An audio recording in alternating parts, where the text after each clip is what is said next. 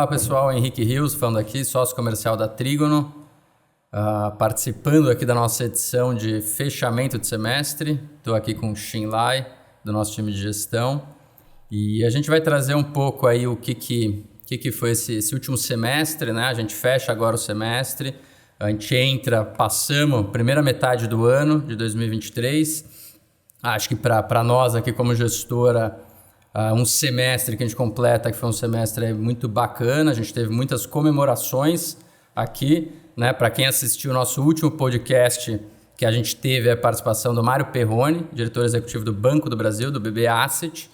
A turma trouxe aqui uma novidade para compartilhar com os nossos cotistas, parceiros, enfim, que é uma parceria com o Banco do Brasil Asset, né? Então, uma parceria aí super estratégica, uma parceria que traz muito do que a gente fez ao longo desses últimos quase 6 anos de história da gestora, né? Então é uma parceria que sela um trabalho muito bem feito, com muito detalhe, muita dedicação, e que para a gente foi motivo de bastante orgulho, né? Fora isso, a gente tem o nosso mercado, né? Então a gente fechou um semestre que os últimos 2 meses foram positivos para os nossos fundos, para o mercado como um todo. Né, a gente teve algumas discussões aí que vocês vêm acompanhando, seja um pouquinho mais para trás o arcabouço fiscal, seja a questão de reforma tributária, seja essa discussão da S&P em relação ao risco soberano brasileiro. Então parece que a gente vem para um humor aqui, quando a gente fala de Brasil, né, parece que a gente vem para um humor um pouco melhor, né, a gente vem com seguidos sinais de que a gente está cada vez mais próximo do início de ciclo de corte de juros. Então a gente passou aí basicamente 24 meses, né, 2 anos super complicados, mercado saindo muito de risco, e agora a gente vê que o humor ele começa a melhorar um pouco, né? O assunto começa a ficar um pouco mais interessante, né? Para nós, enfim, é um momento legal, um momento para a gente poder falar um pouquinho dos resultados do último mês. Mas eu queria antes que o Xin me ajudasse aqui, trouxesse um pouquinho de conteúdo, antes da gente entrar aqui em fundo, resultado, como que a gente desempenhou, setores, tudo aquilo que a gente já fala no nosso podcast de resultado, a gente falar um pouquinho de cenário, né? O Brasil parece que está com ânimo mais voltado para risco, para bolsa e para outras classes, e cenário externo ainda um pouco complexo, né? Tem aí algumas variáveis que, enfim, traz um ingrediente aí para esse bolo que deixa mais complexo. Mas, Xin, se você puder falar um pouquinho, primeiro macro, né? Depois a gente vai entrar em detalhe das nossas empresas e um pouco da nossa cabeça. Mas se você puder falar um pouquinho de macro, acho que vai gerar valor aí para os nossos parceiros. Obrigado, Henrique. Saudações aí para todos que são ouvintes e telespectadores, né, da Trígono, né? E investidores principalmente, né? Eu acho que o semestre, a situação do mundo hoje é uma situação de final de ciclo, né, de aperto monetário, né, como você comentou, de subida de juros, né? O Brasil está um pouco mais adiantado nesse processo, né? Talvez aí já para agosto e setembro a gente tenha um corte estimado nos juros de 25 a 50 pontos base, né? Lá fora a situação ainda é um pouco mais complexa, né? O Fed ele fez uma pausa na subida dos juros e está guardando mais dados para ver se realmente a inflação lá vai ceder ou não, e aí ainda pode ter mais 2 subidas de juros, né? Mas acho que no Brasil a gente está muito mais perto da mudança, né, do ponto de virada, e o mercado brasileiro, as empresas da Bolsa começaram a responder, né? Principalmente pelo fator de valuation, né?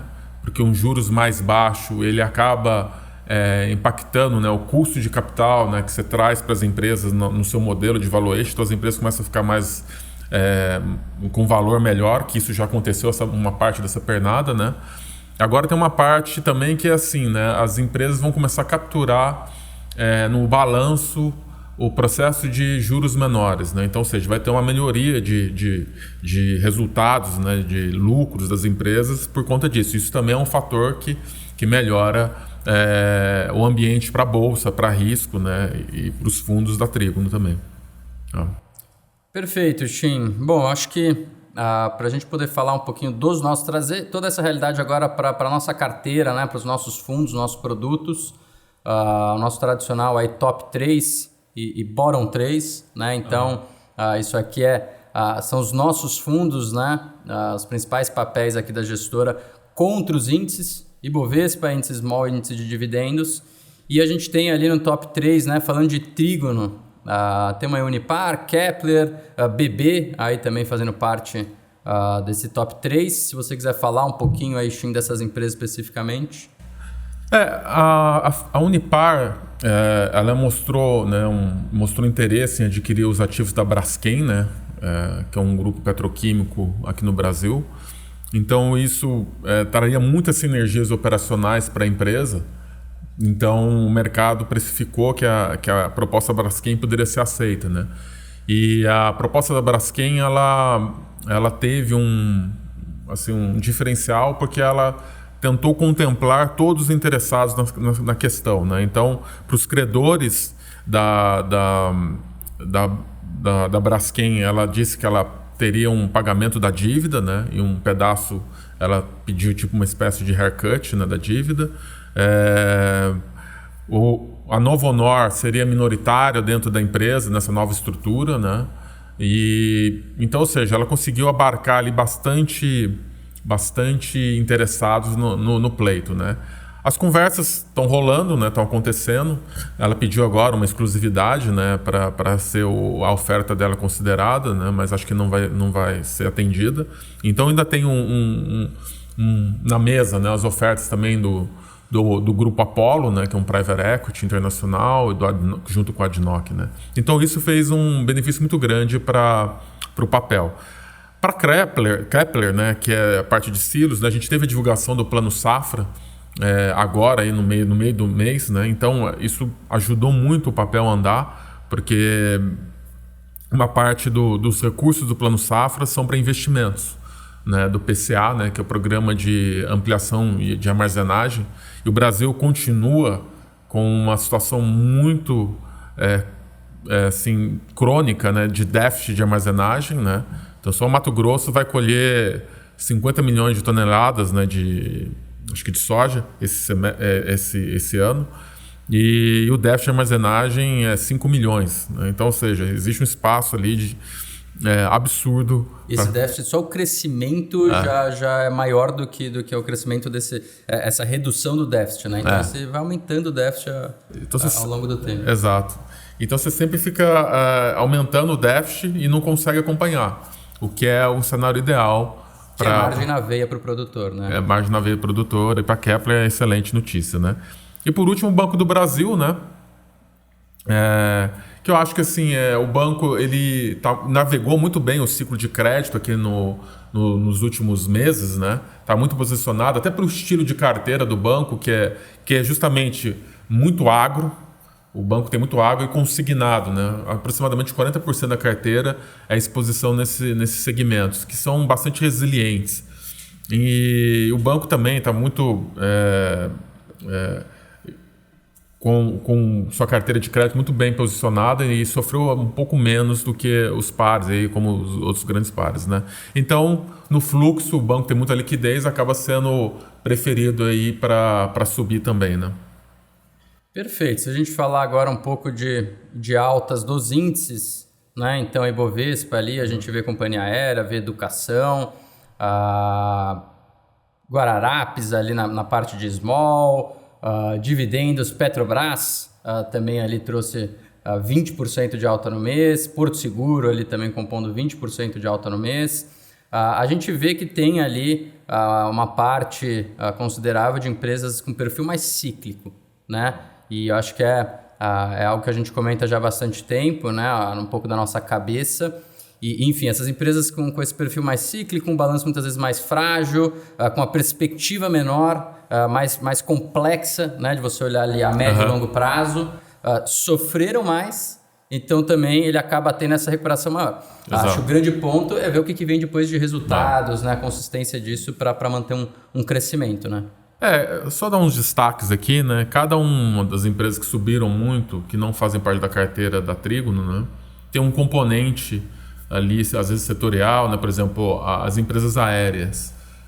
Um dólar mais barato, né? As pessoas querem viajar muito mais. O preço do combustível, a querosene de aviação é outro que é impactado tanto pelo dólar mais barato, né? E também pelo preço do petróleo, que está um pouco menos em alta lá fora, né? E a demanda muito robusta, né? Então, assim, cada uma dessas empresas aqui tem algum detalhe que foi beneficiada, né? Por esse fluxo, né? Por exemplo, Petrobras, né? Que é uma empresa de muita liquidez e que, comparado com os seus pares internacionais, está muito descontada, então teve uma reprecificação por conta que a gente comentou lá de juros, né? Enfim. E fluxo estrangeiro, né? Fluxo estrangeiro, né? E que é muito interessante o fluxo estrangeiro, por quê? Porque a gente percebe que, enfim, a gente falou desse momento de um humor melhor aqui no mercado, e o primeiro reflexo que a gente vê são os estrangeiros. Exato. Né? O primeiro movimento Exato. vem deles, a pessoa física acaba ficando um pouco mais lateral, o institucional com um movimento um pouco mais de saída, e o estrangeiro já começando a montar a posição aqui, né? Isso é interessante. Isso é muito importante, né? Os estrangeiros aí estão um pouco sem, digamos, opções no mercado internacional para investir. A China está num processo lá tentando, né, fazer o crescimento do país, os Estados Unidos, com essa questão que a gente comentou dos juros, a Europa também ainda subindo juros, né? Outros países que seriam os pares do Brasil, México, praticamente Estados Unidos ali já está, Rússia não é considerado investível, Complexo. Turquia com muita inflação, um governo complicado, África do Sul também não, então sobra um país por WO. Um país que está fazendo o seu trabalho de casa. Agora tem aí a reforma tributária que vai ser aprovada talvez essa semana, e a fiscal, todos aí na boca do gol. Então tudo isso o Brasil vai mostrando que, né, Argentina, complexo demais, então o Brasil acaba se tornando um país principal para destino dos estrangeiros. Perfeito. E a gente trazendo aí para o bottom, né? Então, as maiores quedas, São Martinho ali com menos 4, Aura com menos 7 e WLM com menos 12. Né? Se quiser falar um pouquinho aqui dos nossos papéis, depois a gente fala um pouco dos índices. A São Martinho, ela divulgou um balanço que foi até interessante, né, em termos de resultado. O resultado operacional ele foi bastante puxado pelo preço do açúcar, né, que está numa máxima histórica lá fora.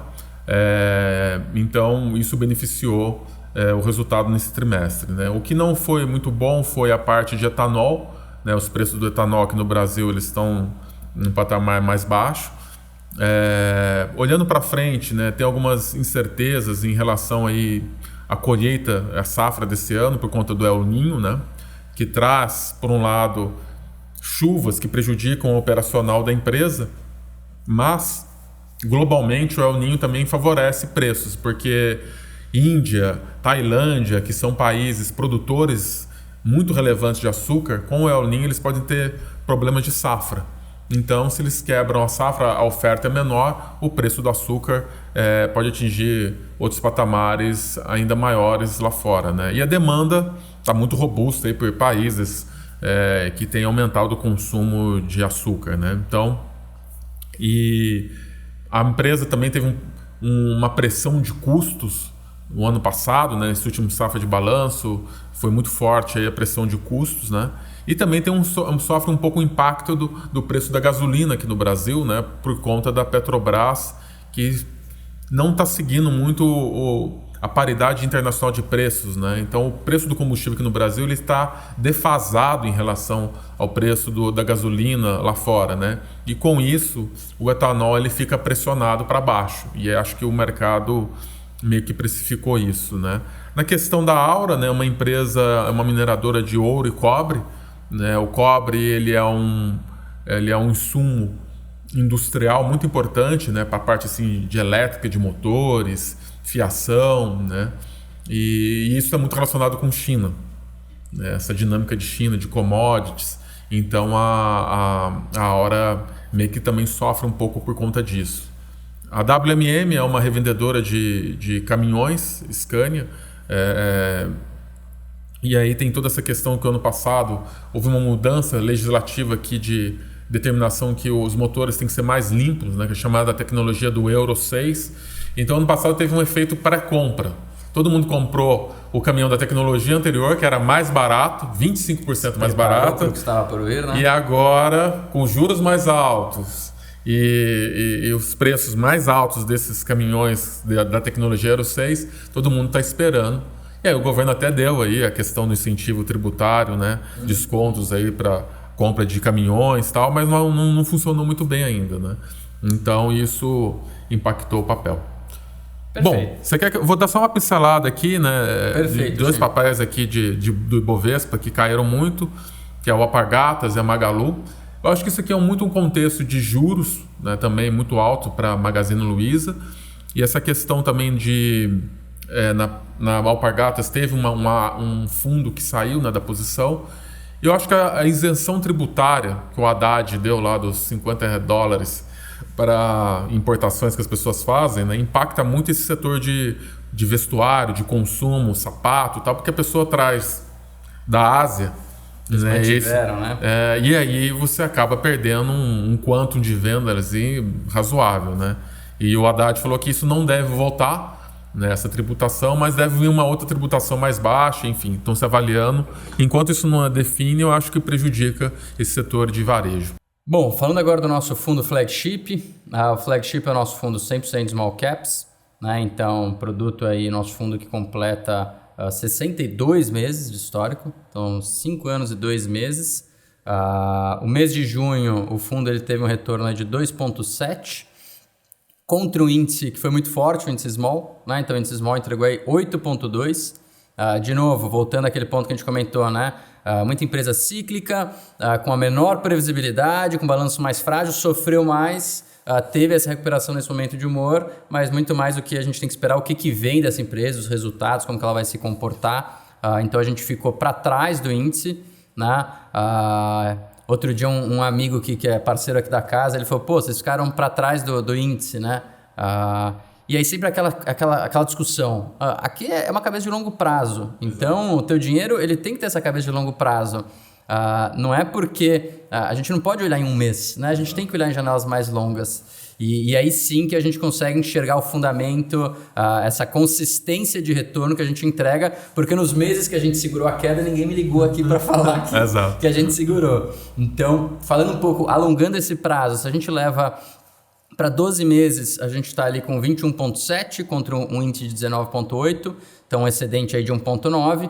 Mas quando a gente vai para prazos mais longos, 36, o fundo entregou 36 meses, 99 contra 1% do índice Small, 98% de alfa foi gerado. Em 48 meses, 149, quase 150% de retorno, contra um índice de 6,3%. E desde o início, esses 5 anos e 2 meses que eu comentei, 240% contra quase 30% do índice. Então é isso aí que a gente busca, é isso que a gente quer que o nosso investidor tenha no nosso produto. Se a gente falar um pouco de exposição ali principais, indústria setorial, indústria, agronegócio, mineração e metalurgia e químico. Trazendo um pouquinho aqui o fundo contra o índice, contra o índice Small, onde a gente gerou alfa, onde o índice andou melhor, os setores do índice andaram melhor, tiveram mais resultado, a gente acabou ficando um pouco para trás. A gente tem primeiro ali indústria, então indústria a gente gerou um alfa de 3,4, então a gente traz aqui a leve para o Shin comentar. Isso. Eu acho que a notícia que foi mais relevante foi essa questão, né, do benefício fiscal, da isenção que o governo deu para adquirirem um carro, né, para carros médios aí. Então isso beneficia a empresa nesse fluxo, né? Basicamente eu acho que foi isso, porque não teve outras notícias mais relevantes. Perfeito. Agro também gerou alfa aí de 2%, a gente comenta de novo aí da Kepler, que já falamos no início. E aí partindo para o nosso fundo Delphos, fundo de dividendos, também com histórico super longo, também completou 5 anos e 2 meses, 62 meses aí total de histórico. O fundo ele teve aí no mês de junho uma alta de 7,3, uma alta forte. O índice também veio com uma alta forte, ali de 8,8. né? Então a gente ficou um pouco atrás do índice, mas de novo, cabeça de longo prazo, janelas mais longas, é isso que a gente busca trazer essa consistência e esse resultado de longo prazo, né? Então, em 12 meses, uma janela de 12 meses, o fundo entregou aí 29,5 contra o índice de 17,7, que foi um índice forte no período, então a gente entregou um excedente aí de quase 12%. Mas aí vamos para janelas mais longas, é aí que a gente gosta de reforçar o nosso ponto, mostrar um pouco dessa cabeça. 36 meses, 151% de retorno fundo, podemos arredondar para 152, vamos deixar esse 0,6 de fora, contra o índice de 39,8, quase 40%. Então, enfim, a gente entregou um alfa, um excedente de 111, 112%. Se a gente for para desde o início, esses 5 anos e 2 meses, 218% de retorno fundo contra o índice de 76%. Então, gerando alfa aí de 141,9%, 142%, tá? Trazendo isso para os setores, né? Comparando aí com o nosso índice de referência, o benchmark, que é o IDIV. Então, primeiro ponto, químico, gerou um alfa ali de 0,6 contra o índice. A gente traz o Unipar, de novo aqui, que foi o case que o Shin explicou super bem no início do nosso podcast. Concessões e energia, né? Então a gente ficou para trás do índice, então quer dizer que a gente trouxe aqui a CEMIG para comentar, que foi algo que puxou o índice e que, enfim, a gente acabou não participando na mesma proporção, né? A CEMIG teve aí uma divulgação de proventos durante o mês e a empresa tem vendido, né, uma série de ativos, pequenas centrais hidrelétricas lá em Minas Gerais. E aí é uma expectativa, né, que a empresa possa está se preparando a empresa para uma privatização, né? Então, basicamente, foi isso, eu acho que o grande motivo do papel ter valorizado. E ainda para o Trígono Verbier, nosso fundo de ações livres, né? Então ele tem como índice de referência o índice Ibovespa. Em junho, ele teve um retorno de 6,2% positivo, contra o Ibovespa de 9%. Então, o fundo ele ficou aí um pouquinho para trás do índice. Mas, de novo, vamos olhar janelas mais longas, né? 12 meses, 24,7%, contra o Ibovespa, que foi forte nos últimos 12 meses, na casa de quase 20%. Mas a gente entregou um excedente, um alfa aí de 4,8%. Em 36 meses, 114% contra 24%. Do índice, 90% de excedente. Em 48 meses, 140 contra 17, 123% de excedente de alfa. E desde o início, esse fundo é um pouco mais curto de histórico, então ele está aí com 59 meses, quase vamos entrar agora nos 5 anos de histórico dele. Ele entregou 214% contra 51%, né, 163% de alfa. Trazendo um pouco para os setores, aqui comparando com o Ibovespa, né, que é o índice de referência aqui do produto. Mineração e metalurgia, a gente gerou um alfa, né, e a gente traz aqui a FESA 4, a Ferbasa, né, então acho que vale comentar que aqui a gente tem uma notícia bacana. Acho que a Ferbasa teve uma notícia muito interessante, que foi um novo contrato de energia, né? E esse contrato de energia possibilita a empresa sair do horário de ponta. O horário de ponta ele tem um custo de energia para a empresa que é 60% maior nesse horário de ponta. Esse contrato flat de energia ele não fica sujeito à sazonalidade, porque, ou seja, hoje o contrato de energia, antes ele era semanal o preço, né? Hoje ele está sendo cotado de forma diária. Então tem horários dentro do dia que o preço da energia, que a demanda sobe, o preço da energia sobe. Ele vai refletir. Chega até inviabilizar, né, para uma indústria eletrointensiva. E como a Ferbasa é uma empresa eletrointensiva, como você fica com contato flat, que não fica sujeito a essa sazonalidade durante o dia, você fica com um custo de energia muito estável. Então, ou seja, é uma notícia boa para uma empresa que é eletrointensiva. A parte de óleo e gás, né? Então aqui, enfim, tem uma participação relevante no índice, né? Então a gente não pegou essa alta que o setor trouxe, então a gente fala aqui de petro, né, que eu acho que a gente já comentou, de questão de fluxo, principalmente estrangeiro.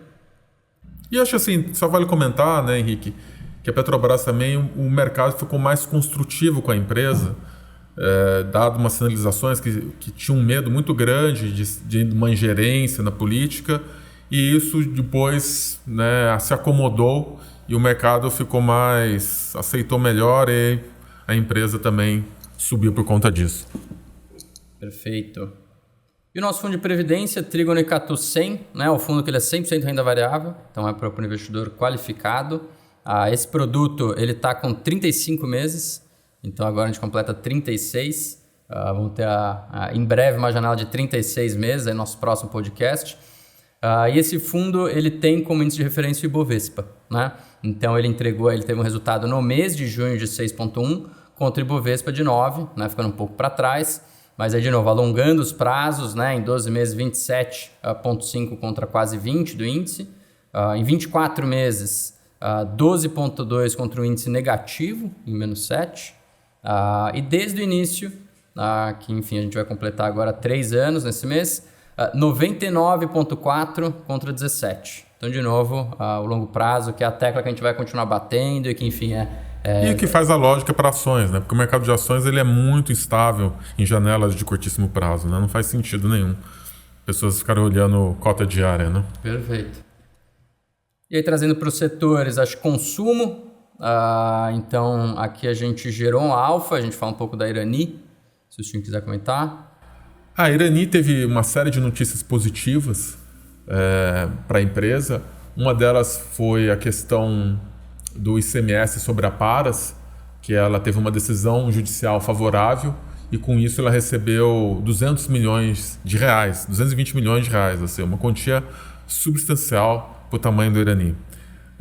Isso vai se transformar em uma parte, aproximadamente 50%, em dividendos para a empresa, né? E o resto ela vai utilizar para investimentos.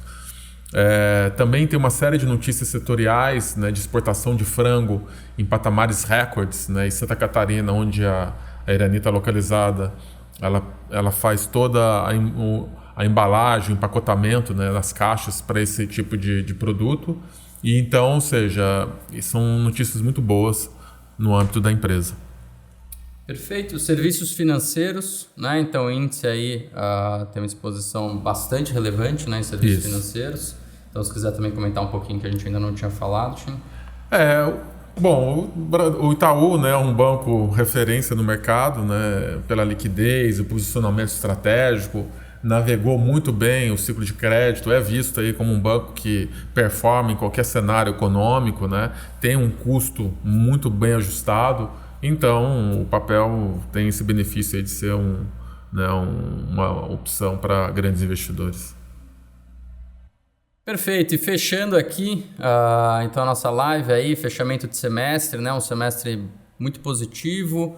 Eu acho que traz um ânimo para o mercado aí diferente, né, do que a gente tem enxergado nos últimos 24 meses. A gente vem conversando muito, né, sobre esse momento que a gente vem esperando, né, a gente está esticando o elástico há muito tempo, né? Então as empresas super resilientes, trazendo resultados muito bons, né? Isso a gente falando aqui para o nosso mundo, não estamos falando de todas as empresas da Bolsa, mas o que a gente olha, e o mercado não precificando, né? O mercado muito mais fora de risco, muito mais com olhos para renda fixa, para outras frentes, para Selic alta. E a gente está chegando agora, tudo indicando que a gente está chegando próximo desse momento de fechamento, né? Esse ciclo de fechamento e corte de juros. Então, a gente sabe historicamente o que acontece com os ativos de renda variável. Então, assim, a gente está super animado. Acho que tá num momento como esse, com as empresas, com os fundamentos como eles estão, é o que deixa a gente bastante animado, né? Fora as parcerias, fora o fechamento de semestre. E a gente convida todo mundo, enfim, para participar das nossas lives. O Shin está direto lá, já famoso das nossas lives, toda quarta-feira às 19 horas. Também as nossas resenhas, então a resenha mensal, material super denso, nosso podcast resultado, nosso podcast da resenha também, com o Frederico Mesnick e com o Werner Roger, que eu acho que é um material super bacana. E agradecer, acho que a gente fecha um semestre, agradece os nossos parceiros, o mais novo parceiro, numa parceria estratégica, que é a BB Asset. Então isso a gente ficou bastante feliz de ser escolhido aí nesse mercado. Enfim, agradeço o Shin aí pela participação. Eu que agradeço, Henrique. E vamos em frente, turma. Obrigado.